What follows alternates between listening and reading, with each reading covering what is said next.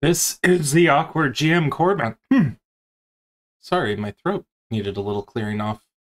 Anyway, this is the awkward GM Corbin, and today we are going to be covering two beautiful manuscripts that have come out. We have here the Sorcerer's Manuscript, which is the preview of the Sorcerer's Lineage, and then we of course have the Accursed, Storypath Ultra, and Making an Accursed section of the Backer's Manuscript. If you have not already backed Curseborne, you can do it at the link I am posting in here. Hello, Lilel12. Thank you for joining tonight. So we've got the Curseborne Kickstarters currently go up. Double checking what we currently are at with the goals. We are at $157,000, and the current stretch goal that we just got was, I believe, VTT token sets, which you'll get for free for backing the project. Additionally, you will also get the Accursed. We'll get to the Accursed Adventure supplement at 160K if we reach that funding goal, which I have no doubt we will. Now, before I start, another thing I should just say is I am not a person who works for Onyx Path. I do this out of the kindness of my heart and the fact that I really love Curseborne, so all stuff that I say is mostly my own opinion, and we shall get going. Oh, and additionally, if you're interested in Turning Continuum, that's coming out on Wednesday. In any case, I need to put up a little bit of a privacy filter for the PDF. Don't worry, there's some beautiful artwork that will be slide showing at the moment. But let's begin, because we don't have a lot of time, and sorcerers, the lineages can do a lot. So we've got the sorcerers. I'll read off a little bit of the beginning, and then we'll go further into this. The laws of physics have no hold here. For every magical action, there is no equal and opposite reaction. Instead, there are escalating consequences and what you're willing to live with. Leonard Cron, Premier Family. Let me guess, and tell me if I'm close. You were tricked. You didn't ask for a lot, and what you got was so much more than you bargained for. You expected equal exchange, a quid pro quo, and instead got the crap end of a shitty deal and didn't even get what you were owed. Someone else fucked it up, and now you gotta live with the consequences. You thought if you did exactly as you were told, you'd come out the other side all good. Of course, you planned to use the power for good. You were supposed to change the world. God, get over yourself. I'm Kai, and I'm here to help you get a grip before bad things happen. A few important things before I get into it. First, magic is real, it's incredibly powerful, and if you don't want to accidentally kill yourself, you'll learn to respect it. Fast. Even if you do want to kill yourself, who am I to judge, magic isn't the way to do it. You're just as likely to kill everyone you love as you are to get yourself. Next, you can't get out of this by just not engaging. I'd love that for us, but instead you are always itching to cast a spell. Sooner or later you're going to need magic, and it's always right there waiting. Finally, don't get attached to anything in your life. Permanence isn't for you anymore. Now, this is something I like about the Curseborne sorcerers that really differentiate them from other sorcerer type, other magic type characters in other games. I always felt that that other spellcasting type characters, wizards in D&D, mages in Mage the Awakening or Ascension, always never really had the dark horror of their characters, and this at least has a bit of that in the sense that you're getting your magic not every day from like a simple action. What you're getting it is from sacrifice. You are sacrificing things in your life in order to make your magic work. Now, the sacrifice can be something big, small, but it is something important to you personally. If you've watched my Curseborne actual play, we have a player who keeps sacrificing things that she has stolen. And this is part of the Faceless, who I'll get into in a bit. In any case, that's the introduction we have to the sorcerers. There is discussion about why magic is so important in the beginning. It talks about how basically once you start using magic, it becomes an addiction of something that is always present. It's like you get your morning coffee and the caffeine is a big hit at the beginning, but as things go on and progress, you need to take more and more of a hit in order to get that same feeling that you did when you first did it to begin with. You put more and more of yourself into it. Additionally, sorcerers aren't normal people.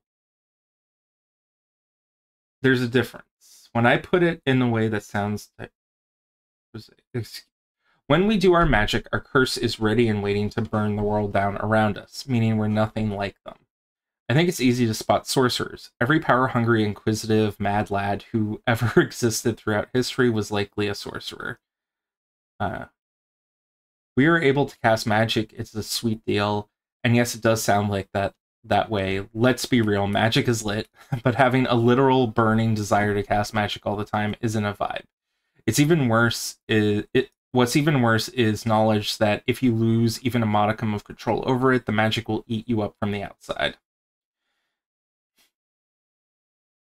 And then we get into, we aren't like other accursed, we're just assholes. The other accursed suffer under a curse that changes their fundamental nature, making them into monstrous beings. Literal monsters that a curse has its tendrils in deep, physically altering them. We don't have that. You suppose that doesn't make us monsters? You can't hold onto the level of knowledge and power we have at our disposal without becoming a monster. You can fight against it, but it's still there. We fit in with them all just fine. Monsters, all of us.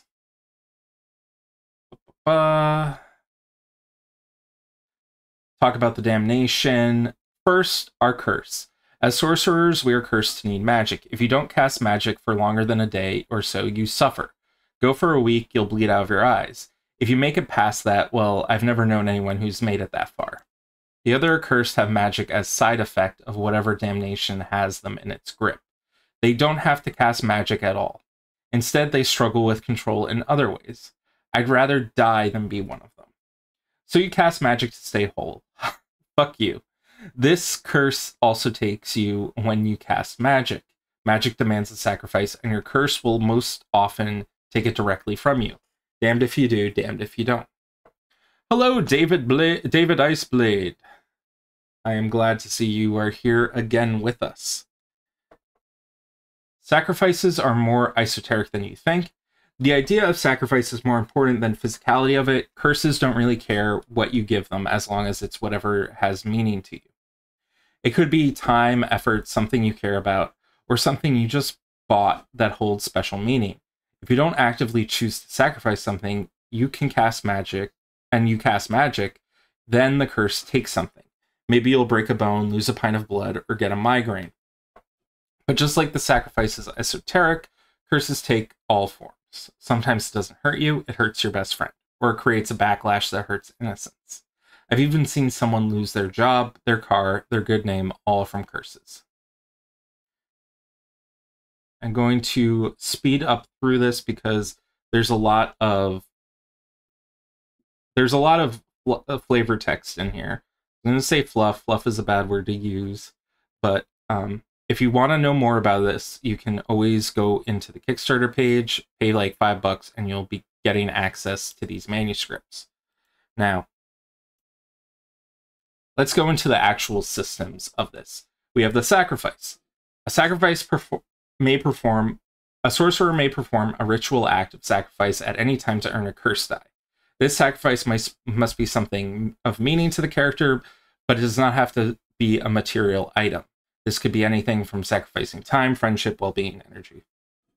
The only requirement is that the character must spend a scene preparing and performing the ritual and sacrifice. The ritual can be as elaborate or as sparse as the player wants, though if she finds ways to include the rest of the crew, add momentum to the pool. Now, this is something that I know I had a little bit of a reaction to when I first saw this. It doesn't really go into the fallout of what the sacrifice is for the purposes of when you like sacrifice time, energy, well-being, and all this other stuff. It really just comes down to a scene that you do to perform a sacrifice of something that's important to you. Now, the way I did this in my actual play game, I had a player who sacrifices knowledge. And so when they sacrifice that knowledge, they and everyone else forgets what it is. So I asked them beforehand, is it all right if I choose what you sacrificed out of hand without realizing it? And they said yes. And I say, okay, you recall that you threw something into this fire and you don't know what it was. And it was the book that basically gave a hint that this character, this being that this person was going to interact with later on actually existed. That this person who had faked their death was actually alive. Well, not really alive. They were dead. But that's the type of ideas that you can like play with when you're doing these sacrifices. You as the story guide, and I think this might be something I've submitted an errata thing for. I feel like there should just be something in here that the story guide should feel free to become creative with how sacrificing works. Any case, that was the first ability. The second innate ability is fast casting. If a sorcerer casts a spell that requires her to bleed or hold curse die, and she cannot or does not wish to meet the requirement, she can still cast the spells as fast cast. When she does this, she suffers a moderate complication on the action. Failure to buy it off results in the spell going awry, such as her taking damage or an appropriate effect, an ally taking damage, or the spell targeting someone new or different, at the story guide's discretion. This is what I was talking about in regards to the sacrifice. I feel like that line also should kind of be in the sacrifice section. Personal opinion, not a developer opinion, because I don't work on this project at all. If she makes a second fast cast in a scene, the complication upgrades from a moderate one to a major one. You may also fast cast spells you don't know, but have seen by bleeding a cursed die. However, you must meet all the prerequisites for the spell, meaning you have to have the appropriate entanglement level and must be open to her. So this is like where it's like, yes, you can cast a spell, but if you're trying to cast something that's a lot more powerful or that's highly specific to a I think that this is like something like you can copy magic, but if you're trying to copy a story guide power that kills people instantly, the story guide has the leniency to be like, you can't copy that ability. The lineage path, you get the path skills. I'm not going to go over them. You get the major path attributes, highest one being mental, but physical and social are about the same level. Major path inheritance. Sorcerer's power comes with the weight of vast knowledge. No spellslinger worth a grain of salt gets recognized by a family without proving their mental acumen. You can choose an area of interest when gaining this inheritance. Whenever a sorcerer taps her area of interest, she gains hits to apply before her roll equal to an entanglement on appropriate actions. So I guess if your interest is like in the hungry or vampires, you would get a bonus of, if your entanglement one, +1 bonus to the roll. And these are hits that apply before the roll, so you're automatically succeeding if it's a smaller check. Damnation. Now this is the big one. The more she uses her magic, the more she wants to keep using it. Anytime a character's curse die pool reaches 0, she loses control and casts spells without restraint. The sorcerer must use magic to solve her problems, even if it is wildly overkill for the situations. She can only cast magic as fast cast until she makes a sacrifice to regain control. Now, this is where the sacrifice mechanic also comes in, and it has to be meaningful and take a scene and all this stuff of the. Actually, it doesn't say it takes a scene, but I assume it does because that's what your sacrifice mechanic is for.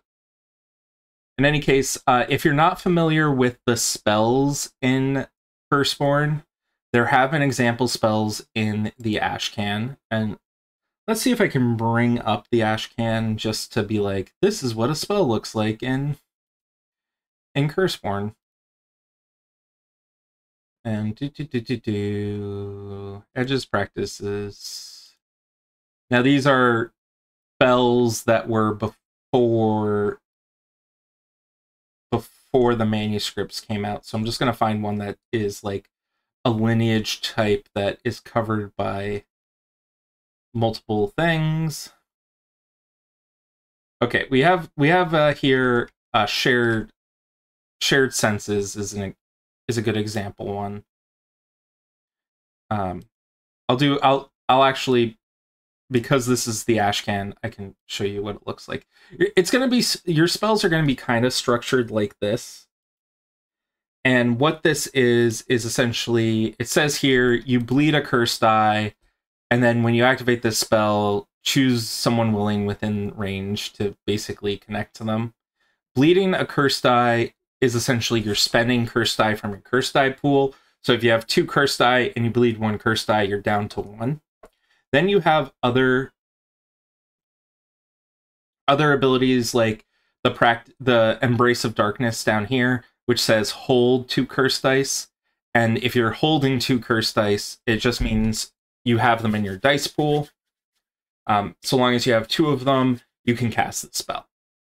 And it's an ethereal spell, which is awesome.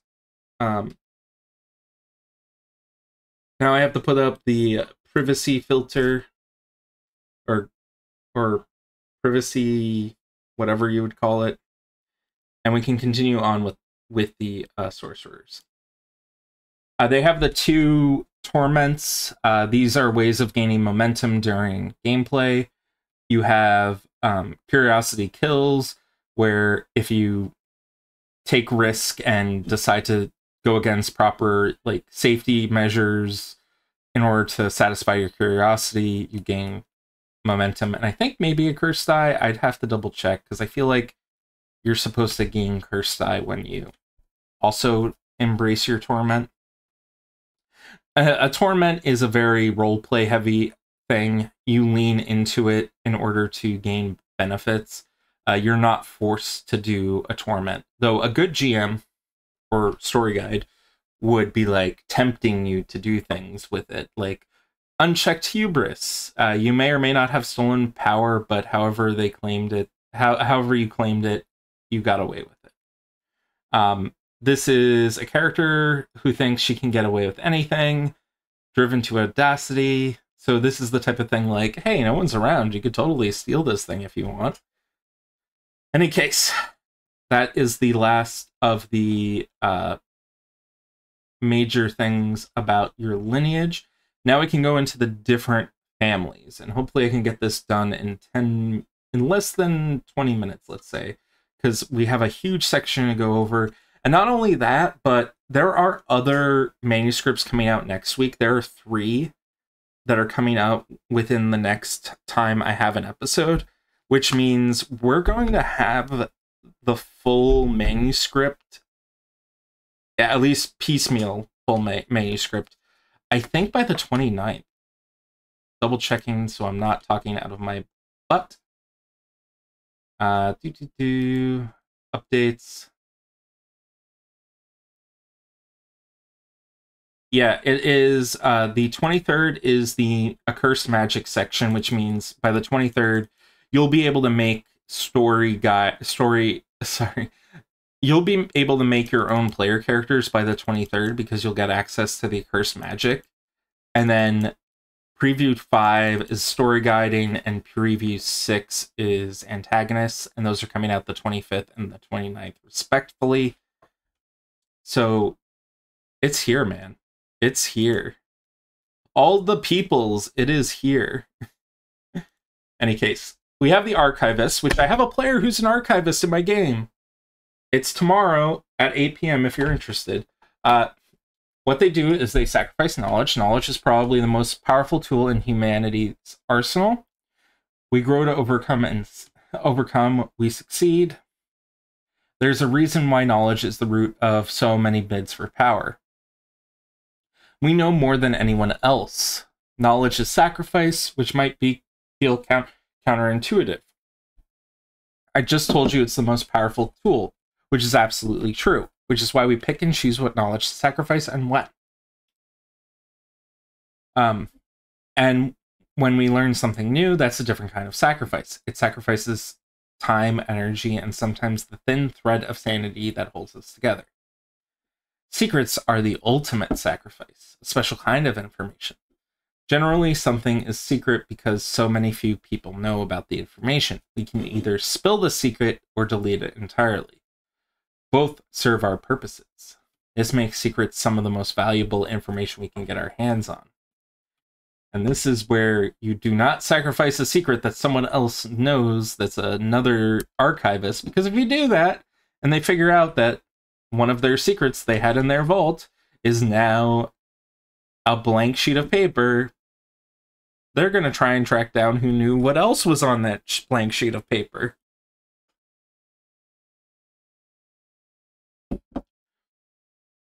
But additionally, you can make knowledge public, which is a way of sacrificing things. I don't know if it goes too much into detail about that. That's just something I heard, just kind of cool. Others call us librarians, spies, and bookworms. We call ourselves family. Collectively, we use archivists, but individuals are cousins, brothers, aunts, uncles, sisters. We teach magic that helps us gather and find information. We pry secrets from the dark, forgotten places of the world to learn as much as we can about every small, hidden, presumably lost civilization. Now, as far as their path stuff goes, they have the practices, and this is a thing special to sorcerers.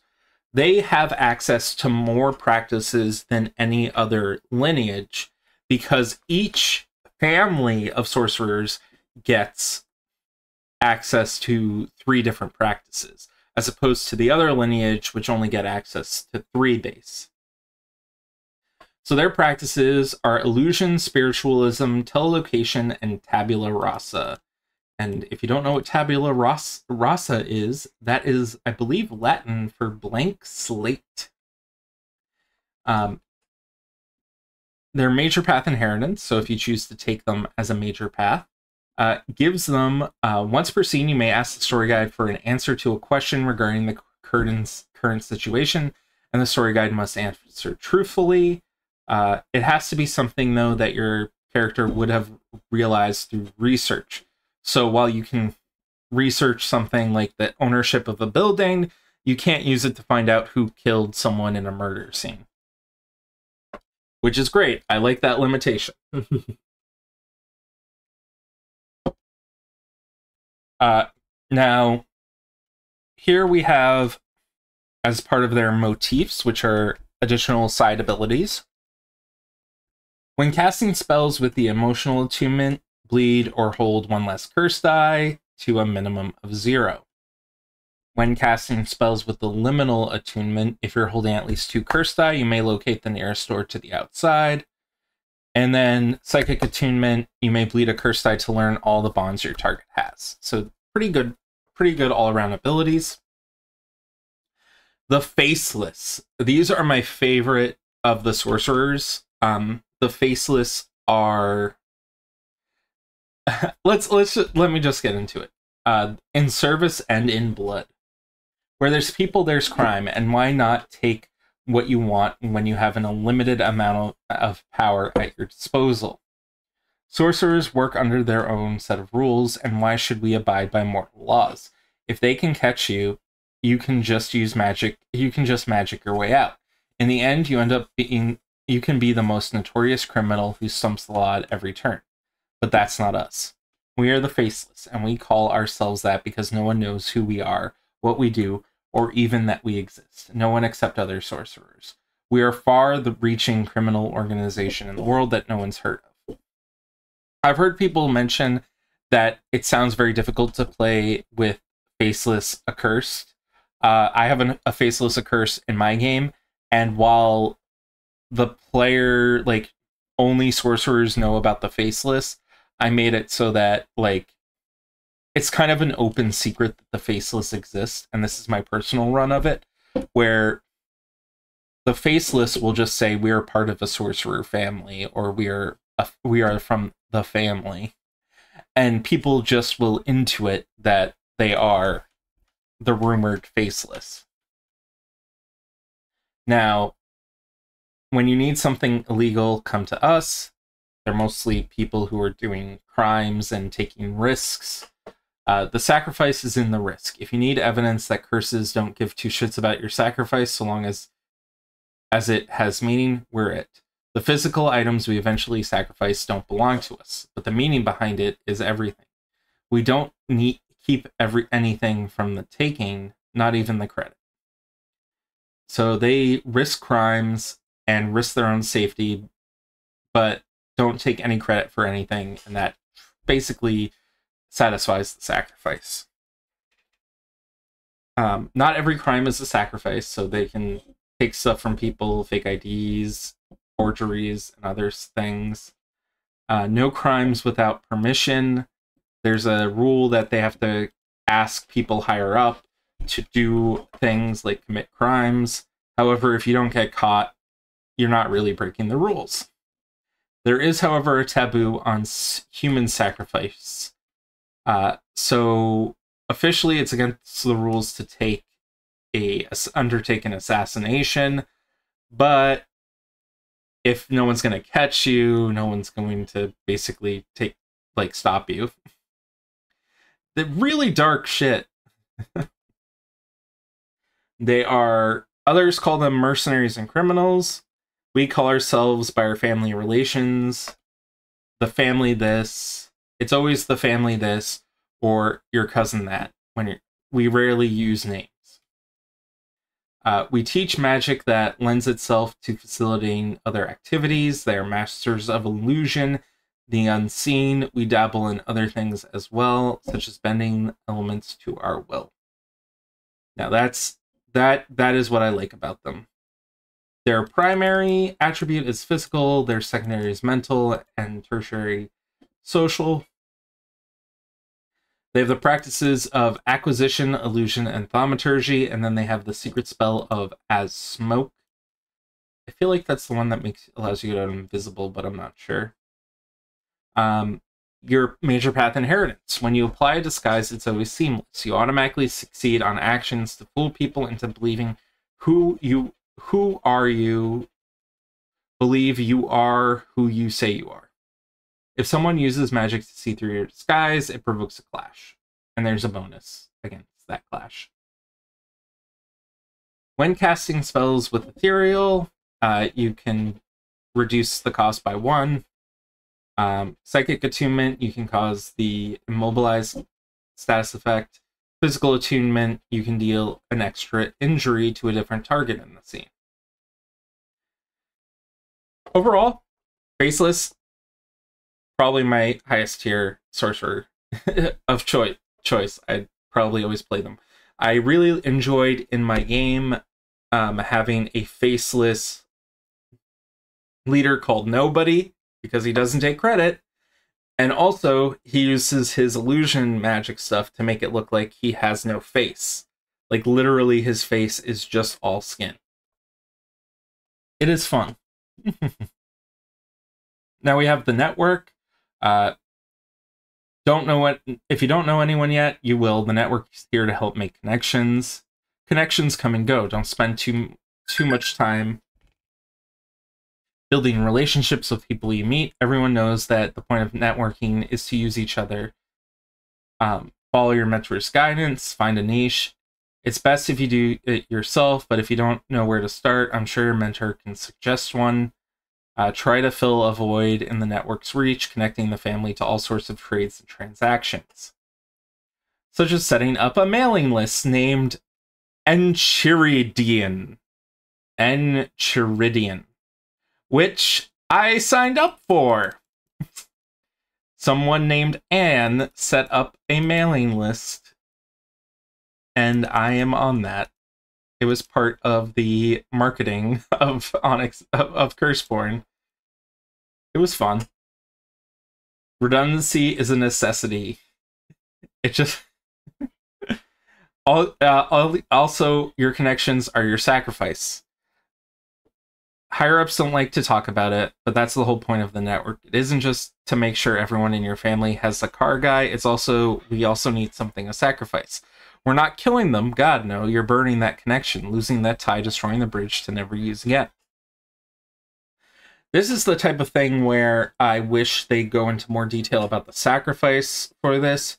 As a story guide, I can think of a number of ways of doing this from player characters if they do have a network character. One of the ideas would be something along the lines of you build people up, like you give out loans to them and things of that nature, and then when you cut them off, you literally cut them off and they have no safety net and they are doomed to fail because you were the one keeping them alive and grounded and things of that nature and not in poverty. Additionally, I think there's other stuff that you can do where, like, your business is just gone from these people. They don't know where to find you and things of that nature. Now, what's to stop you from building up a connection again? Who knows? Maybe there's something along the lines of, like, in the Ash can, it mentions the drones as a possibility. Drones being people who have been sacrificed. Maybe you've destroyed someone so much through the sacrifice, like mentally, that they become a drone. People call us brokers, suits, and sometimes assholes. We call each other's buddy, pals, agents, and extremely distant yet familiar terms. Even our own parents and siblings refer to each other in those terms after a while. We teach magic that we see as an invaluable asset. Most everyone in the family teaches magic, which we consider good for networking. They have some good stuff here. Practices consuming siphon, telelocation, and thaumaturgy. And then they get the secret spell Quiet Space. And then the major path inheritance. You are able to connect with someone in record time. You do not need to interact for a scene in order to create a bond, and all positive bonds are rated at 1 and grant you an enhancement on teamwork actions. You have the motif of support attunements require 0 hits to target multiple people if they have a bond to you for Shockwave. And then elemental attunement, you can bleed an additional first die to inflict unexpected favor status effect. And then on consume and invocation, if you target someone with a bond to you, you may reduce the cost. Which honestly is very thematic. I really like how a lot of these ones affect people specifically if they have a bond to you already. We're running a little bit on time for the sorcerers, so we're going to speed through a little bit of this. We have the Premier. They're rich and all. They're the longest unbroken line of sorcerers, and their last name isn't Premier. Their Premier is just a moniker. There are different branches of the family as well as distant cousins and things of that nature. They give up a lot to maintain their power. This is where they sacrifice time and wealth and things to make sure that their spells go off. So they'll go to soup kitchens and things of that nature. sacrifice their time throwing galas and things of that nature for charity. If you decide to sacrifice a memory, it's gone the moment you burn the paper you wrote down on. Be careful with that. We're not supposed to be able to get them back later. So, yeah, our rituals are cool. We dress up. It's pretty rad. That isn't actually the best things we sacrifice are often ephemeral.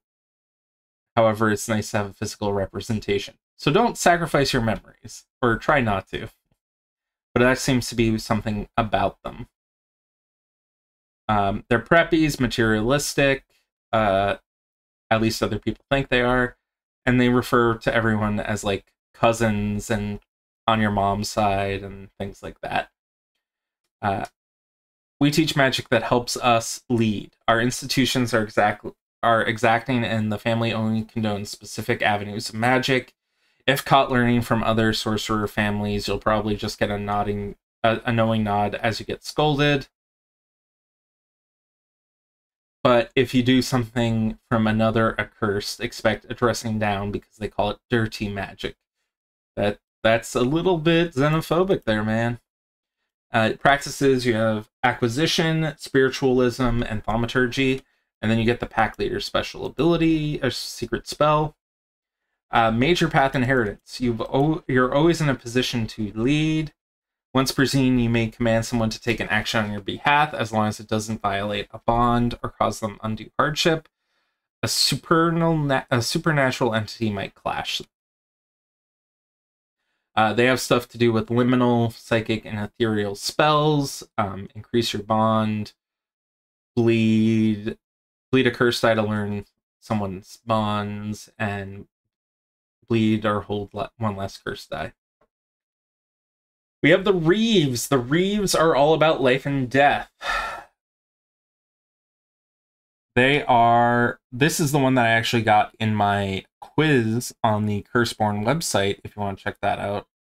That one's a fun thing to do. Curseborne.com. Don't forget the E. Think of it, we support nature in all her glory, the cycle of life and death. Think of it like tending a garden. You need to pull out the weeds in order to let the plants grow. Balance in all things brings peace and joy. We dance in the moonlight every now and then. Life and death are both worthy sacrifices. Everyone thinks we're cruel, sacrificing creatures just for power.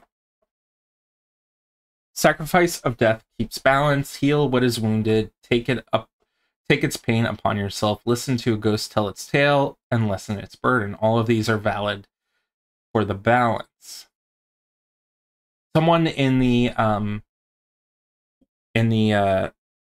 sorcerer sacrifice, in the sorcerer character creation video that Dee did with I think the Rolling Nomads, they did mention that it would be possible to work a suicide hotline and save people who are going to die, and that be the sacrifice as well, because you take on their emotional pain, which is kind of an interesting idea.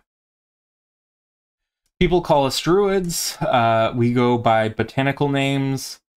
You can refer to people as a revered elder, but you might be called seedling or sapling. They teach magic that promotes balance in the natural world, life and death. They get the biomancy power, consuming siphon, and spiritualism. Some of these have crossover, but I think biomancy might be specifically just for them. They have the secret spell of blood offering.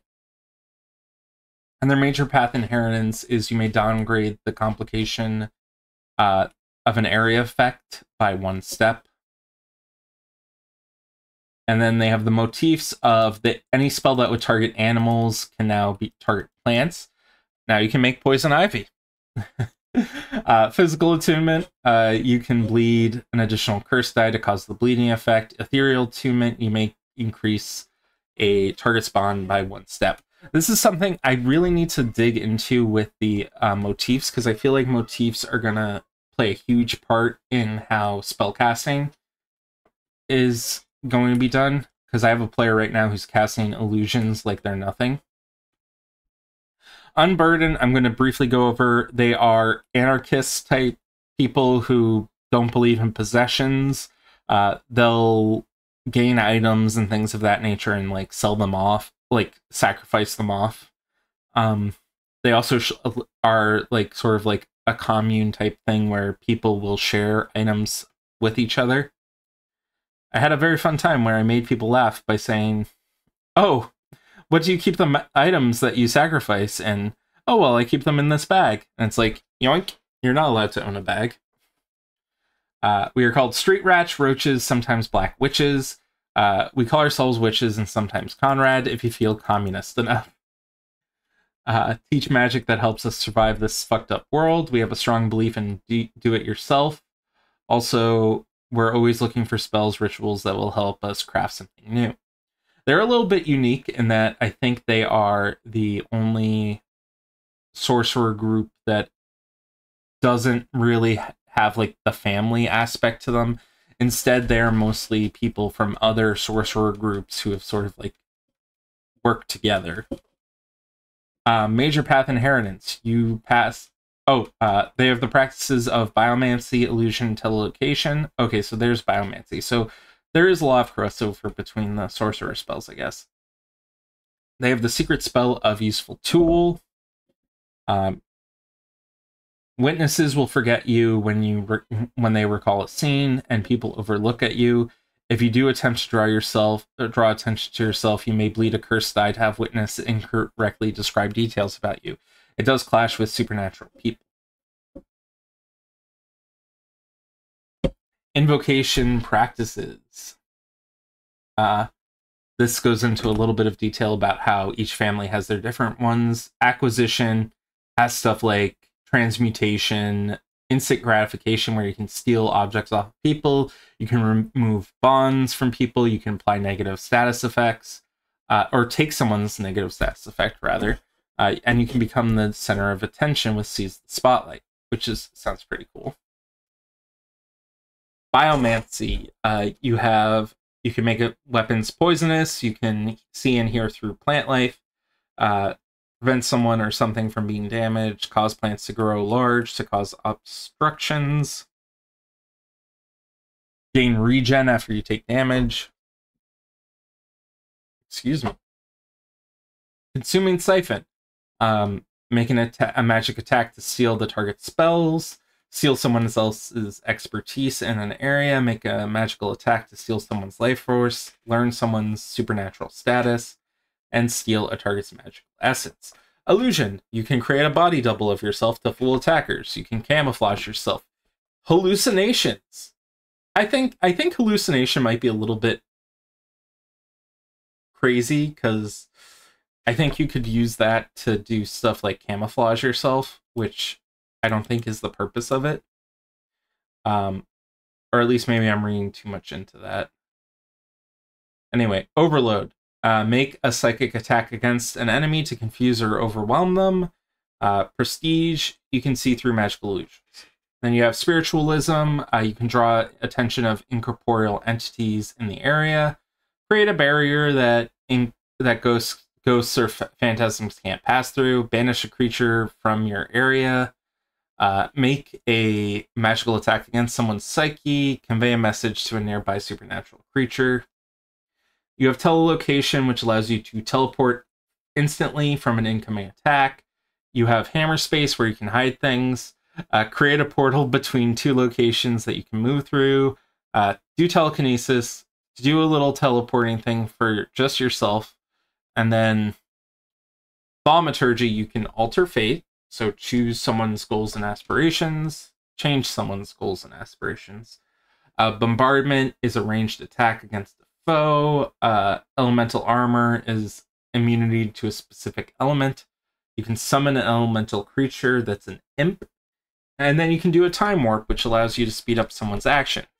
I'm really happy that there is no time travel in here, because time travel is very difficult to run. Now we've done that. We have 15 minutes to go over character creation, and I do apologize for that. As part of a little bit of a sneak preview, I will transition over to here to show just the beginning of the making a curse. We have a little bit of fluff here. I am sorry I used the term fluff. I'm going to put up the privacy filter now. And we are good to go.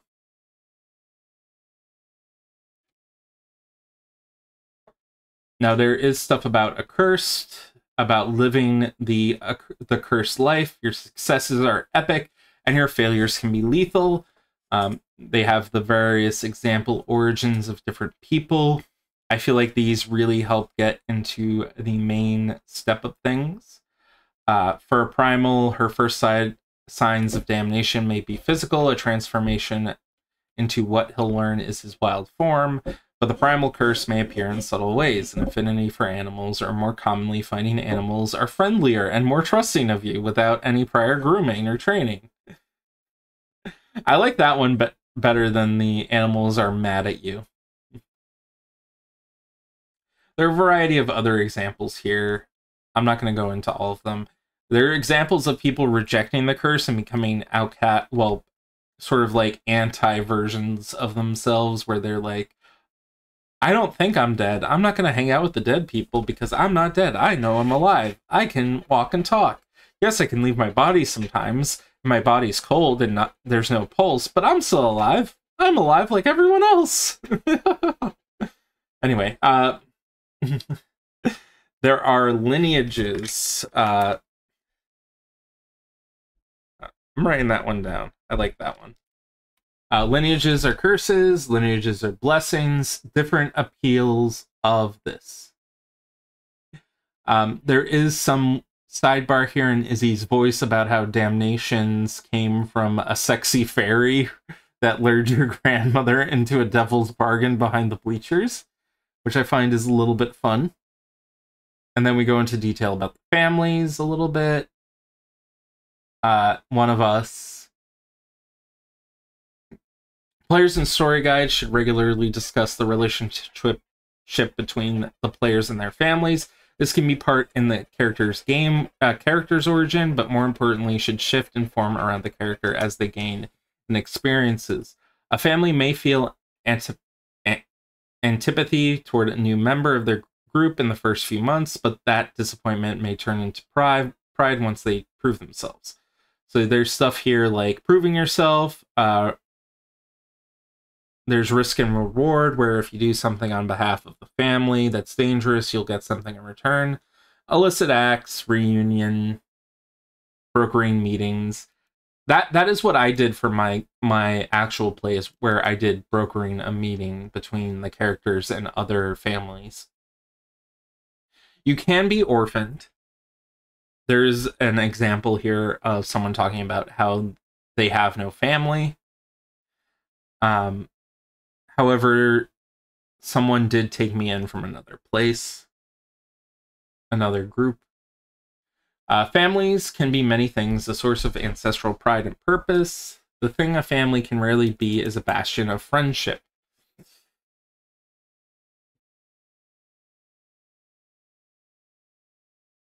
So there's things about basically curses bind the victims together, but you form a crew together.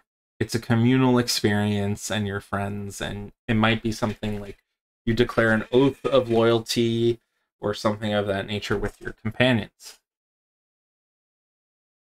Invitation to the party. This is all about trying to set up your players as a party. The way I set up my players as a party is I asked them, what, like, you're all friends, what do you guys do as friends? And they said, oh, we're going to be a book club. And so now they're a book club. Pretty easy. The ties that bind. A lot of example stuff here. This is a lot of detail on, like, how to play a curse and to, like, set up a crew. There are social crews, there are task crews, there are combat crews, and things of that nature. I added combat crews just because I feel like that one's without saying. There is stuff about the work. the world we live in, how territory is disputed. There's some City of Secrets where they have various different locations. Instance, hole. A sinkhole opened up in the suburbs, swallowing a kid and on a bike and causing hysteria. It could be a mundane fissure, but a local lichen WhatsApped you to say something smells off about it. We have a lot of stuff about the world beyond. Man, this feels like I just opened the most craziest part of this. Okay, we've got the world we live in, the world beyond, where we have the temptations, we have the torments, which are places in the outside, it seems like. We have a shifting prison that's like a hell. The throne, which is like some sort of heaven-like area, maybe? No, this is different. This is a weird thing. Weird thing sitting on a chair. I don't like it. I'm moving along. A clockwork city, which seems to be like something a sorcerer might have built. All interesting things. We do have how does the story path system work. I've not covered this myself, but Story Path Ultra is very similar to Story Path Normal. There are example heirlooms here. There's not much of a guide on how to make these, I think, but I think you could probably make some interesting ones.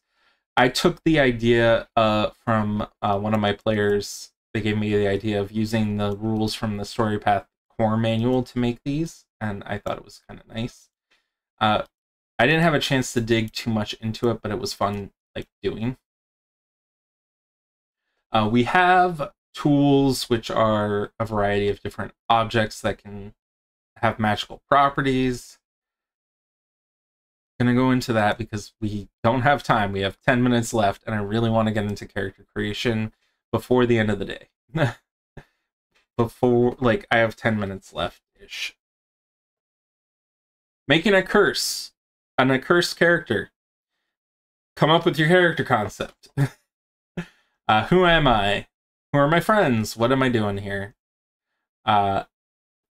Step 2 is the lineage path. Decide if your lineage is major or minor path. Gain skills and attributes listed for your lineage path and choose torments for your character based on your path. If it is major, you also gain the inheritance. Then your family path. Select a family path based on your character's lineage. If it's major, this is major, this path is minor. Oh, if the lineage path is major, this is minor. Otherwise, it's major. Gain the skills and attributes and bonuses for this path. And if it's major, gain its inheritance. Then you choose the role path. Your role path is always going to be a minor one. That's because the family and lineage paths are where you get your magical inheritance from. You aren't inheriting anything from being a plumber or a writer or a CEO or anything like that. Though I imagine if you really wanted to, maybe you could house rule some stuff, but it would require some home brewing and house rolling. I actually did think of, if you do play the game, you could do all three. If you're playing a new character, you could do lineage, family, and role path all as minor. And then when your character gets cursed fully, when your character is embracing their curse, during the course of play, you get to choose if you choose the lineage or the family path as major, and then you gain those extra attribute dots and things. You gain 4 skill dots to put in any skills. Gain 5 dots to distribute between 3 contacts. Set health and defense and your entanglement. Your health and defense, or your health is going to be 7 or something. I think it's 2 for each injury level and 1 for the last one, which is you getting knocked out. Defense is always 1, and then you roll your stamina to determine if you're taking in the hit or dodging.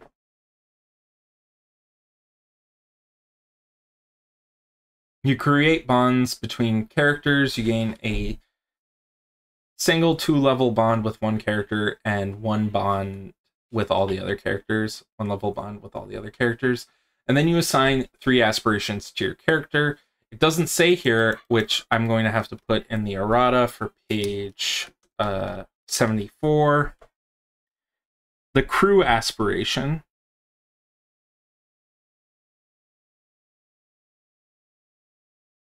Crew aspiration is essentially a aspiration or goal that all players have in the group, in the crew. So you decide on what type of character concept you have. You're going to probably, in my opinion, you might skip the character concept step for the end just so they can see what you've created.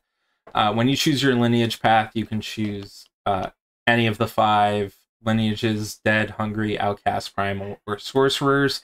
Dead being like your ghost haunting a dead body, a corpse. Hungry are your undead vampire-like characters. Outcasts are your from another world or realm angels and demons. Primals are your shapeshifters, and sorcerers are, of course, your magic users. You can then choose one of your own personal torments. At character creation, there's some examples here. I did have my players all choose the same example torment for my actual play, or at least 2 of them did, because they were close friends. And it was fun. But we also had the so you have the torment, and you can ask like a couple of questions to help build your own. Lineage benefits. So all lineages confer the following benefits regardless of the weight players put on the path. You gain 1 point to all attributes. That's pretty standard. That's not really a lineage thing. You gain 1 personal torment, 1 lineage torment. You gain access to 3 spell practices, which are innate to your lineage. You gain your lineage damnation, access to assets that a contact from the path can provide when your character needs it. So if you're like, oh, my asset's a library, I have a librarian who can get me information as a contact. Minor, you have the 3 skill dots, which can be distributed between 3 skills inherent to the path. 4 dot attributes, which can be distributed between your attributes. And then for your major path, you get 6 skill dots instead of 3. And then you get 10 attribute dots that you get to distribute between your attributes as described by your path. And then you also get the inheritance. Then you choose your family path. I feel like there's a lot of copy and paste here a little bit. I don't know. So stuff that basically the thing that I was mentioning was I see that we restate here the minor and major path twice, because that's like a family path and a lineage path can both be major or minor. But that's besides the point.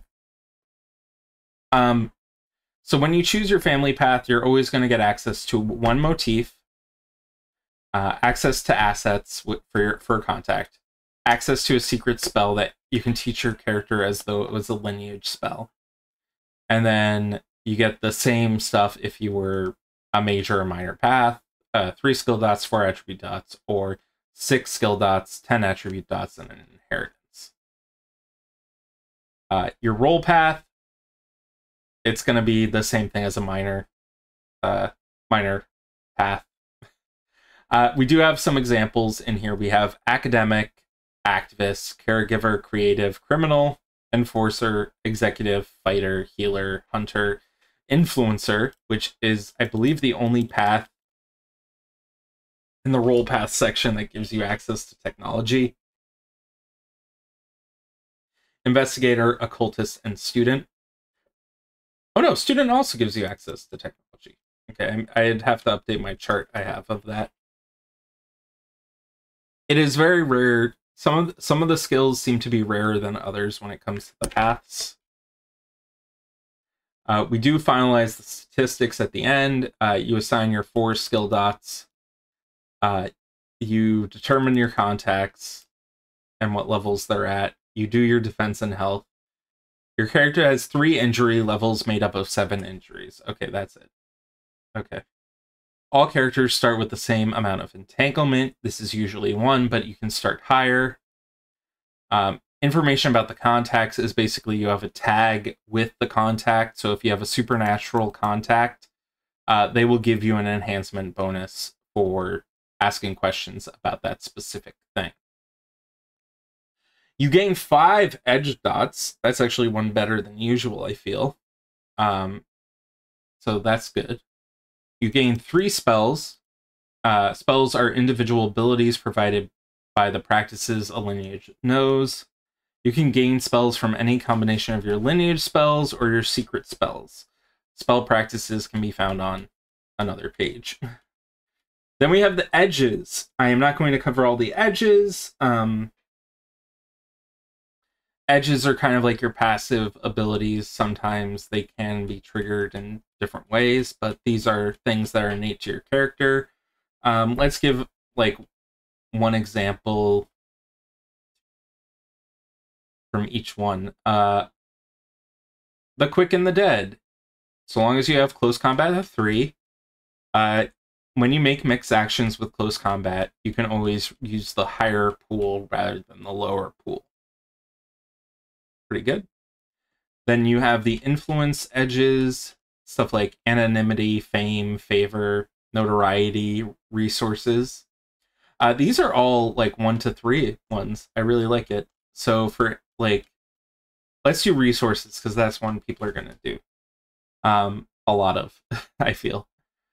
Basically, you get a +1 enhancement that stacks for relevant influence actions in regards to like bribing people or using money or showing off your wealth. Which is good because that actually is kind of like a bonus of like if you have fancy clothes on, you can fit better in a party and things of that nature, I feel. We have the investigative edges. Logical leap is one that gets talked about a lot. Prerequisite of intellect 2. You may spend a momentum to gain a lead rather than evidence as a result of a successful action. Evidence is essentially context that tells you like the story behind what's going on, whereas a lead points you in the next direction for where the story is taking you. We have supernatural edges. There's a lore for the hungry lineage, which gives you bonuses to like reducing people's defense and integrity because you're so alluring to them. You have Archon's Blessing, which is an outcast lineage. Then you have Devil's Own Luck, which is another outcast lineage. That allows you to reroll dice, not showing hits. Emotional Siphon is a dead lineage edge. Basically, you can feed off of your bonds for cursed dice. Endless Fury is a primal lineage edge, which you may bleed cursed dice to reduce complications or difficulty. I'm not going into too much detail on these because partially can't. Someone did say that there was only one sorcerer lineage edge. I'm here to correct that by saying actually there are 2. Every lineage appears to have 2. You have Thief of Lore or flexible spellcasting. Thief of Lore, where you can get a single spell practice that your family doesn't normally have access to, which is potent. It does have to be a sorcerer spell, I believe, still, though. We did have Haunt, which is another dead one. Animal Ken, which is a primal one where you can have groups of animals as contacts, which is kind of cool. And then you can also take, regardless of lineage, an heirloom, gear, relic, or tool. I didn't go over those before. They're pretty cool. Here we have the rules for a loophole. you can take one as an establishment. You gain additional curse die when you enter it, and also spending time you may reallocate curse die amongst the group. And then unusually secure headquarters, which is your base building mechanic of the game, which is kind of cool in different ways. We do talk about character bonds here. We do have the aspirations here. You have the long-term, 2 short-term, 1 long-term, and 1 crew aspiration. Experience. Experience is something that I'm going to go into a little bit more detail because I feel like people should know this. When you attend a game, you get an XP. Short-term goal, XP. All characters achieve short-term aspirations, XP. If you do your long-term one, if your crew achieves your crew goal, if you spend more of the momentum in a single scene, and if you reach a milestone. And I'm not saying the XP costs for those because I'm not going to give you all of it. You have to back the project. And I'll just do the little to say, please back. I really like the game and I want to see more things for it. Additionally, we have stuff about advancement here. It does have a recommendation here for story guides to award 6 XP per session if you're looking for something more granular to do. And then there's like 4 XP per normal session or 10 XP per major milestone or goal if you're like just want to like simplify things. Here we also have the table on how much skills, attributes, contacts, edges, motifs, and that's right, motifs and spells cost. I'm not going to go into detail about some of this because it's already in the Story Path Ultra rules. I think some of the numbers might have changed for a few things. Motifs, you can gain a new family motif for 5 XP. Amazing. Especially because there are ones that will reduce the cost of your spells depending on which family you're a part of. I will say gaining new spells, it's more expensive if you choose one that are open to one lineage, more than one lineage. So if there's a spell that is tied to, like, say, the primals, but it has a thing that's underneath that says lineage, dead, and outcasts, that means you can take it, but it does cost a little bit more. Entanglement does not increase XP as other traits do. However, it is milestone based. Now, this is something I've heard people talk not really like. I've really only heard one person say it, but maybe a couple of other people too.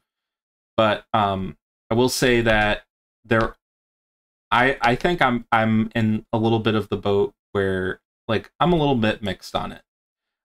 It does have starting at higher entanglement levels with some guidelines. It does say, like, entanglement 2, you get some skill points, attribute points, and edge dots, as well as you begin with 2 additional spells. So what that means is you are basically getting about 31 XP. And, like, that, you could use that as a guidepost for, okay, you're now at the equivalent of entanglement level 2. However, if you want, I feel like setting up different things like milestones or maybe crew aspirations might be a cool thing to do. But that's just me. That's just my house rule. In any case, overall, I say I really like what I'm seeing here. I got what I expected. I really like that you can get new motifs. I will say, I feel like for myself, I might say, like, let someone take a new inheritance, maybe for like 5 XP, because that seems to be like the golden rule for you get a new ability. But we'll see if that works. Maybe it'll be too overpowered. I don't know. But it's just going to be my table, so... Any case, I think that's it. Next time, we are going to be covering the spells list, as well as, oh god, I remember, spells list, story guide section, and antagonists. I might have to ask people what they want me to cover more on. Story guiding, don't miss. I like, read story guiding when it comes out, man. Any case, thank you so much for watching. I'm the Awkward GM. You can back Curseborne for just $5 and get access to these previews already. Seriously, I think it's like tomorrow you get access to all the spells, so your characters, you can actually create your own player characters tomorrow. Okay, I am going to say Moth in the chat so that you guys can back the Kickstarter. And I think that's it. I'm the Awkward GM Corbin. You can find me on YouTube at the Awkward GM Corbin. And I just did a video on Curseborne again, because I am crazy. And that one is the World of Curseborne, where I go into detail about the setting. And then I also have the Family Feud, which if you want to check out my Family Feud, episode 3 tomorrow, it is going to be fun. I'll try not to spoil it too much, but there's a link to that one as well. For episode 1 of Family Feud, episode 2 will go up sometime tomorrow or the next day. I feel like I need to do a little bit more editing on them than I did the first episode, but we'll see. Any case, thank you so much for watching. I hope you all have a good one and enjoyed what we talked about today. And now I need to transition because I'm losing my voice.